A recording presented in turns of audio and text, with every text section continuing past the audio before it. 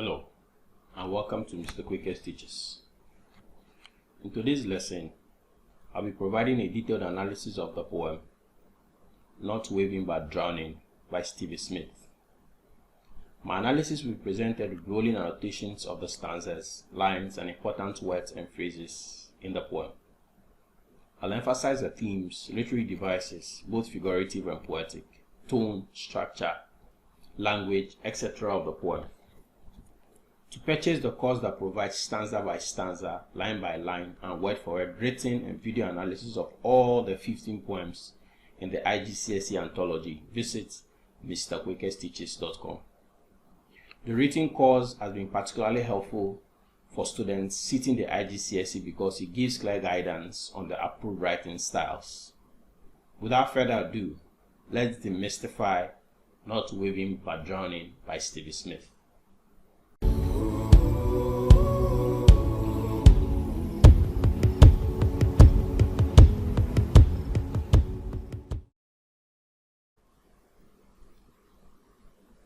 Let's begin by speaking about the poet. Stevie SMITH is also known as Florence Margaret Smith. She was born on the 20th of September 1902 and passed on the 7th of March 1971. She was an English poet and novelist. She won the Stromodeli Award and was awarded the Queen's Gold Medal for poetry as well. So in terms of literary honors, she's top notch. Now a bit about the poem before we dive into it. Not Waving but Drowning. Not Waving but Drowning speaks about the events that occur in the immediate aftermath of a drowning of an unnamed man, a male persona. And we see his experience or his life and the events that led to his death being recounted by three people. By the narrator or the poet, by the man himself, and also by a group of onlookers. And we see that one of the key things that jumps at me in the poem is the fact that even though the man was in a crowd, as it were, a place well peopled, he still sort of died alone. And this is really striking because in today's world where we have social media and we have a lot of people interacting and have people having like a lot of followers, sometimes millions of followers on the internet, they still die alone. So the essence of the poem is that it is not the amount of people that are with you or around you that is important. It's how you relate to them and the extent to which they see the struggles that you're going through. So I'm going to read the poem first, and then I'm going to break it down line by line and word for word as occasion demands.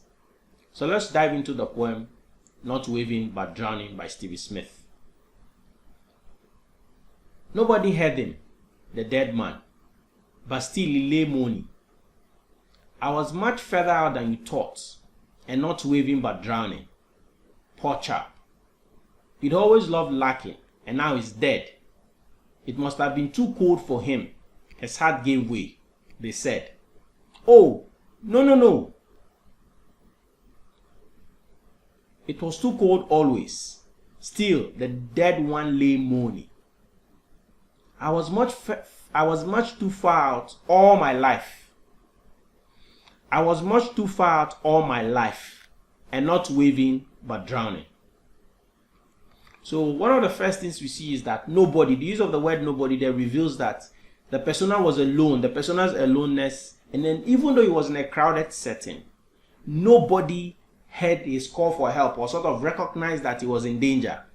Head also reveals that the persona made a verbal call for help. So he mouthed that he needed help, like shouting and saying help, but then nobody responded to him. But I think the poem is much deeper than that. I think that he made calls for help, but the calls that he made for help were not verbal. It must have been through gesticulations or through actions, and he expected that the onlookers would see. But as the poem develops, you're going to see this idea, being given some more flesh. And there's also something that comes at us as well. We realize that the persona is male, and the question that comes up is in crisis or in periods of crisis, do males receive less attention and sympathy than females? So if he was a female, for example, would the circumstances have been different? And so there's also this research that shows that, in fact, that men tend to commit suicide more than women. And I think it is for multiple reasons. Not so much so because society is biased, but I think it's also because women tend to be more, open and receptive and willing to ask for help and receive help than men. I think there's this sort of inbuilt pride in men that make them think that they should be self-sufficient. And I think this idea is one of the things that, ultimately leads to the death of the male persona in the poem. And the whole idea that you have to be a man. So whenever men go through crisis, for example, people say, be a man. Be a man, don't cry, strengthen yourself. And all of those ideas. Meanwhile, women are allowed to expose their deepest feelings and weaknesses. And I think that's also one of the ideas that, in a way, plays a hand in this poem. And we see that Stevie SMITH speaks to the man and describes him as the dead man, which means that the man is dead. There is finality to his life. But she leaves him nameless and is also helpless as well, because she just says the dead man. So here we see that the gender of the man is presented in multiple ways. The use of him and the use of man to show that indeed he's male and he's dead, and so nothing else can be done for him. But even with that, she's in the second line, she says but. Smith's use of but indicates that the man was still mourning. She says indicates that the man's mourning is an exception, not the norm. So she says but still he lay mourning. So it's the use of the but that shows that it's an exception, not the norm. The man's mourning is not something that should be heard. After all, he's dead. Still shows that the poetic voice is surprised. She says still. So she's surprised that the persona is still on the ground. While lay suggests that he's thrown on the ground, presumably encircled by onlookers. So the use of the word still shows, highlights multiple aspects of the poem. First of all, the fact that Smith is surprised that the man is still on the ground. Nothing has been done to move him. So essentially, the man is like lying there, and then he's just like, being looked at. People are looking at him like he's dead. He's dead, but then people are just looking at him to feed their nosiness and their inquisitiveness. It also reveals man's fascination. When I say man's, I mean like gendered, like both male and females. We have this fascination with dead bodies, people lying in state. So people would sometimes travel through too long distances to sometimes see the dead bodies of famous people and sometimes not so famous people. And even when there's an accident, for example, people tend to want to see the dead body. And I think there's this constant fascination. I think that is the idea that Smith presents here in the second line by saying that still he lay mourning. And the use of the word mourning there provides auditory imagery of the man writhing in pain. The man is still in pain. The man is still making audible noises of pain. And remember, this idea, the fact that the man still lay mourning, is an impossible occurrence. It's not something that is possible, at least in the physical. But I think there's a more deeper meaning to this. And the meaning I glean from it is that the man is speaking even after death. Just as sometimes when people die, even after their death, we hear from them. When I say we hear from them, people begin to say particular aspects of the experiences that they have with them, and then we have people fuse all of those ideas together and present a fuller picture of the dead person. We also see the use of a colon and indentation in the second line after the word mourning. The colon and indentation suggests that Smith wants to allow the reader to hear directly from the dead man. So it says, but still he lay mourning. The indentation also serves as a pause, like a very, very short pause. There's also something that you observe in the first two lines of the poem. The words, nobody heard him, the dead man, but still he lay mourning. We see Smith's tone here. In the first two lines of the poem, Smith comes across as an indifferent, emotionally distant gossip, or reporter who only reviews what she saw, what she's seen, or what she's heard at the scene of a drowning. So I don't see Smith as somebody that was emotionally involved in the telling of this story. She's only recounting to the reader what she's heard and she wants them to make whatever they want to make of it, of the information that she's handing out. So she's not emotionally involved in what's happening to the man, or she's not emotionally involved to the extent of feeling sorry for the man. In lines 3 and 4 of stanza 1, there's a switch in the point of view from the third person, which is Smith, to the first person, and you see that with the use of the word I. I reveals that the persona is speaking for himself. So he sort of begins to speak out, and we hear his moaning. And the first thing that he says is that, was much further than you thought. Now, was much further than you thought reveals the persona's accusatory tone. So he's very, very accusatory towards the group of onlookers, because he thinks that because he was in a group, surely they could have done a bit more to help him. And his belief that those around him should bear some blame for his death, because they underestimated the danger that he was in. So he says, I was much further than you thought. I was more troubled than you thought, emotionally troubled than you thought. And if you had looked just a bit, closer or more closely, you would have seen that I was in trouble and you could have helped me. Was much further out also reveals that the persona realized that he was far from safety and in danger. And he felt that those around him were preoccupied with their own lives and personal struggles, so they were not able to look out for him and help him. So we see that idea here, very important, the idea that when it comes to living, life is societal and it's communal. And so we have to look out for each other.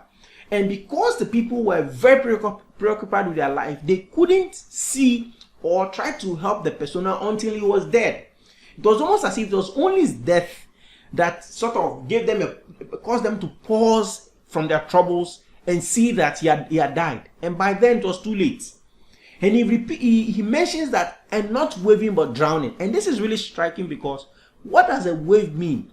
He's trying to say here that, reveals here that there are two contrary opinions here, if you observe, between the persona and the onlookers. He says that his hand gestures were wrongly interpreted as the persona waving in greeting rather than a call for help. So he was saying that I wasn't waving. So while he was sort of asking for help, they saw his calls for help as him saying hello to them, or waving and saying hello. But he is saying here that his actions were in fact being made in distress, and he needed them to help rescue him, but they didn't look at him. Now there are a few points that you should consider in this first stanza. One of the first things you should consider is the contradiction between Smith's description. She says nobody heard him, and the persona's own words waving. So we see here that Smith is trying to say that the man made audible verbal calls for help, but the man is saying instead that he gesticulated, or he made hand signals or gestures with his hands. Now there's this contradiction, and this is really important, because usually when people die, there is always contradictory opinions or contradictory conclusions that are arrived at for the cause of death. We also see something as well in the first stanza. What we see is a lack of speech marks. In most cases in poetry, the part that says I was much further than you thought and not waving but drowning would have been presented with speech marks. But I think that Smith does it because she just wants to show the chaos in the scene, the whole entire scene. She's speaking, the man is speaking, and later on we are going to see that the onlookers themselves also speak. That there's this chaos, cacophony of voices that are speaking at the same time. And that is usually the case when it comes to a death, especially a very public death like what we see with this dead man. So the lack of speech mark is also important, because the reader sometimes becomes confused of who is speaking.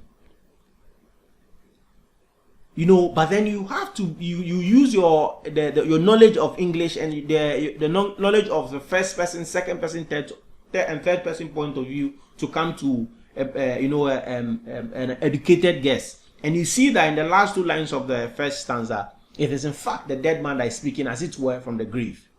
And then there's also something that struck me as well. Why did the person not verbally ask for help until he was dead? Why did he hold off until he was dead? I think the ideas that I presented at the introduction speaks. First of all, he's male, and then secondly, this idea that as a man you have to stand up and be strong. In the second stanza, it introduces a change in the point of view from the first person to the plural third person. That's the group of onlookers. And their words reveal that they knew the persona before now. So the very first thing they speak up, they say about him is their sorrow or their sympathy or their condolence for his death. And we see that with the use of the word poor chap. Poor chap reveals that they sympathize with how things has ended for the persona. However, poor does not show a zeal to help, just an expression of pity. So sometimes people express sympathy, but they're not very keen to help.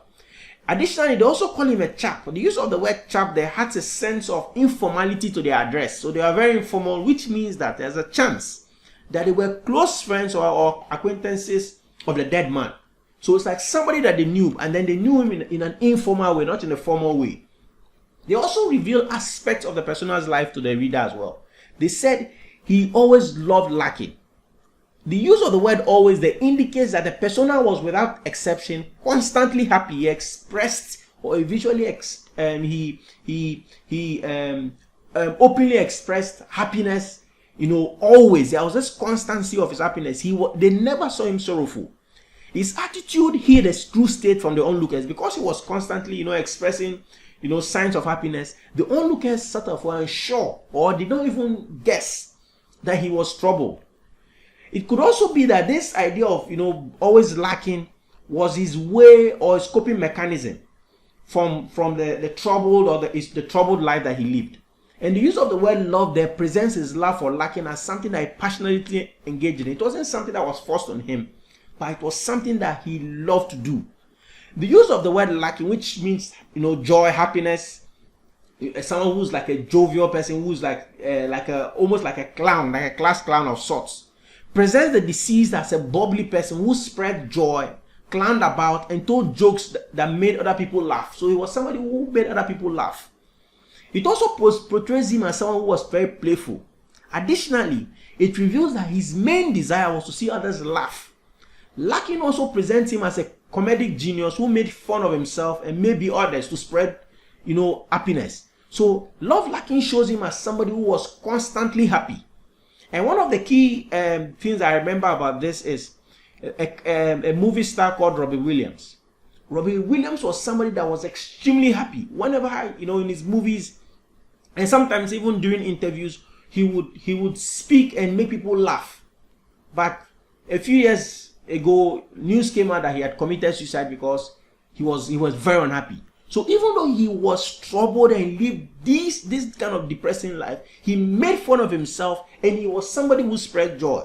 So what the poem is also trying to throw at the reader is that sometimes it's the people who appear the happiest, or the people who are going around making other people happy.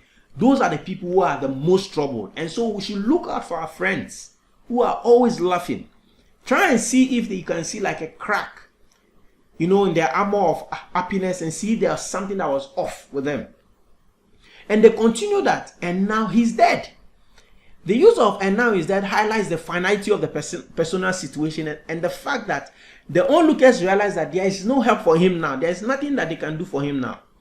And so if the point again comes up, I think this poem deals with the idea of suicide and, mental health, and the struggles that people go through, even though they are in a crowd, maybe as students or as workers. And one of the key things that we see here is that the onlookers attribute the persona's death to the frigidity of the water, the coldness of the water. So they say the water is very frigid, and so that's why the persona that says it must have been too cold for him. His heart gave way. The use of the word "his heart gave way" is a euphemism. They sort of downplays death. And this is really striking. This is a very important concept because when it comes to death, people try to be philosophical with death. They try to euphemize death. They try to present death as something, because it's awkward. Humans deal with death very awkwardly. How do you speak about death? How do you make sense of death? Except with, it's an awkward idea. People speak about people, going to heaven, and going to a better place and all of that. But even with that, all of those sort of ways that we express condolence after a death, we see here that it's an awkward affair. So the use of euphemism there expresses this idea of awkwardness. Another poem that speaks about death, and then we see the presentation of this awkwardness, is the poem Meet and Break, where they talk about people like Big Jim Evans. It's also a part of the anthology, Big Jim Evans, and also the old men say, "Oh, sorry for your loss," and then it was a big blow. So the idea of euphemism after a death it's something that is a constant, as it were, in literature, and you can look at my video on Meet and Break as well to see those points. Now, another thing we see is that the line, the second stanza, ends with "they said." The use of the word "they said" reveals that Smith is reproducing the words of the onlookers verbatim, which means every word that they spoke, those are the exact words that she's presented in the poem, in the second stanza. And so she sort of allows the second stanza entirely to the onlookers, and they tell us about the attitude of the dead man, because remember, Smith is a limited third person speaker, and then we're going to get to that as we get to the concluding part of the poem when I speak about the points of view. So they said, again in this second stanza, we see that there's a lack of speech marks to present, to solidify the idea that indeed it is the group of people or the onlookers that are speaking. But I think the use of the word "they said" reveals that idea powerfully to us. In the third stanza, again, there's a shift in the point of view from the plural, from the point of view. There's a shift. So in stanza 3, the point of view again shifts back to the first person, and we see that with the word. He says, "Oh, no, no, no, no." The use of the word "oh" exposes that the dead man was shocked, or is shocked at the words of the onlookers.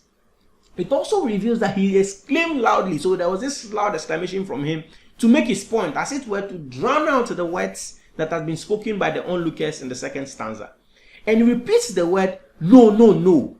The repetition of "no, no, no" shows that the persona disagrees with the reason given by the onlookers for the cause of his death. So he's trying to say "no, no, no." And the repetition of "no" 3 times reveals that he strongly refutes their reason to the third and superlative degree. So the second one is comparative. The third word is superlative. So to the highest degree, he's trying to say, "Oh, no, no, no, no, no, no, no. Like, that is not what's happening to me here. Oh, no, no, no." So that is not what has happened. It's like the reader should sort of throw whatever the onlookers have said in the trash. There's also something that is key here in the use of the word "no, no, no." There's a lack of punctuation, a comma. And the lack of punctuation there that presents the successive no's suggests that the persona did not pause to breathe. Instead, he said "no, no, no" 3 times like the ring of a gun, to show that the onlookers were entirely and totally wrong.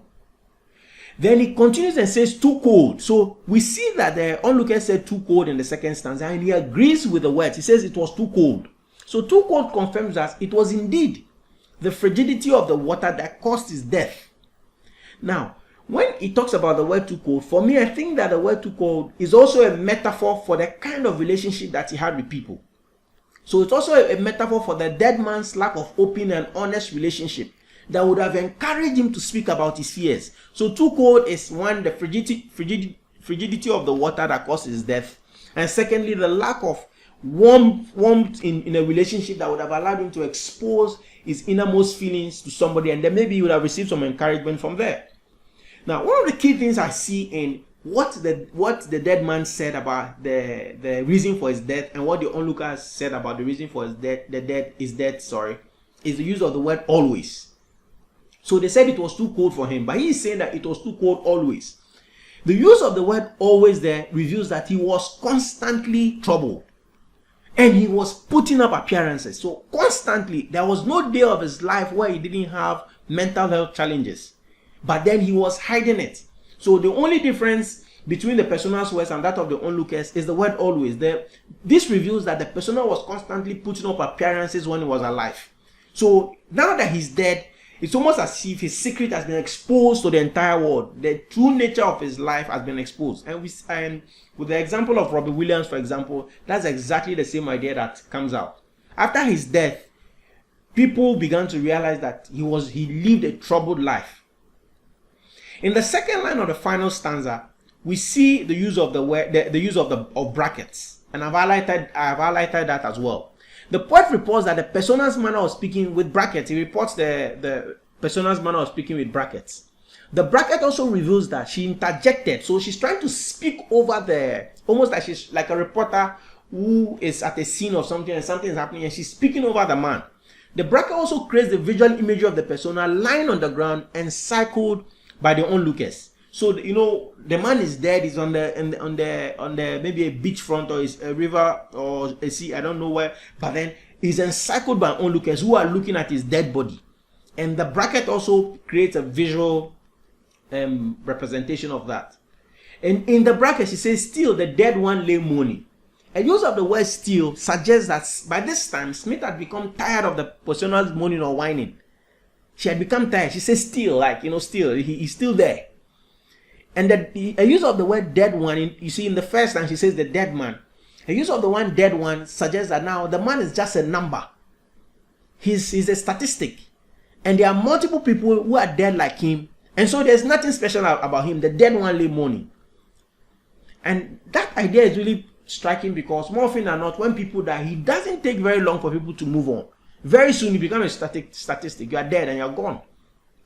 Lay also reveals that the man has not yet been moved, so he still remains a public spectacle to the group of onlookers. And again, the idea of lying in state comes into play. And most famous world leaders, after they die, there's usually this idea of lying in state. And she continues that moaning. Moaning suggests that his words were now an irritation to Smith. So by now he's still moaning and then it's an irritation to her. Then after interjection, in the third line, the man repeats, "I was much too far out all my life." His use of "I was much too far out all my life" reveals that he constantly had to endure a troubled life. Constantly. So the idea of always and "I was much too far out all my life." So all through his life, he realized that he was in danger, perpetual danger. But he never verbally revealed the danger that was into anybody.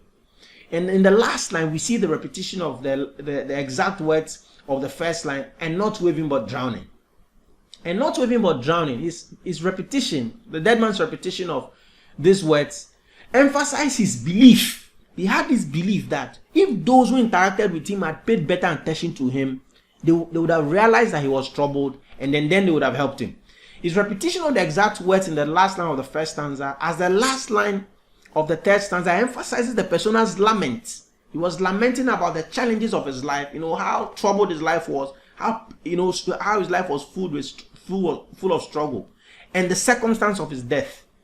And I think there's also a thing of regret in his voice or in his tone, possibly because he took his own life. Maybe he caused his own drowning. It also appears that he wishes that those who knew him had tried or had been a bit more nosy to find out his true mental state, and then with that knowledge, then they would have helped him. Some of the themes that the poem throws up are themes like death, which is at the face, the man is dead, and then appearance versus reality, how something appears, about how and how it really is.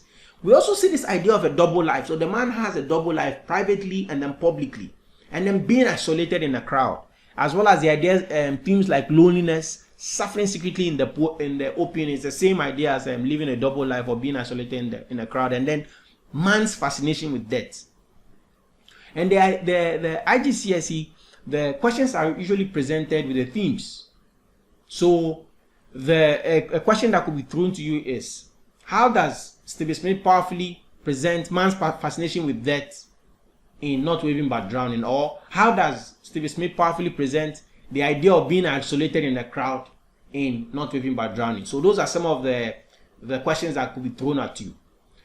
One of the next thing we see about is the structure of the poem. The poem has a total of 12 lines, 3 quatrain stanzas or 4-line stanzas, which give the poem the appearance of normalcy. So when you look at the page, the page, it appears like a normal poem, But when you go in a bit deeper, you realize that there's a lack of rhyme scheme, and I think the lack of rhyme scheme highlights the chaos in the scene. So we see Stevie Smith speaking, the onlookers speaking, the man speaking, Stevie Smith interjecting and speaking over the whole contradictory nature of the poem's narration.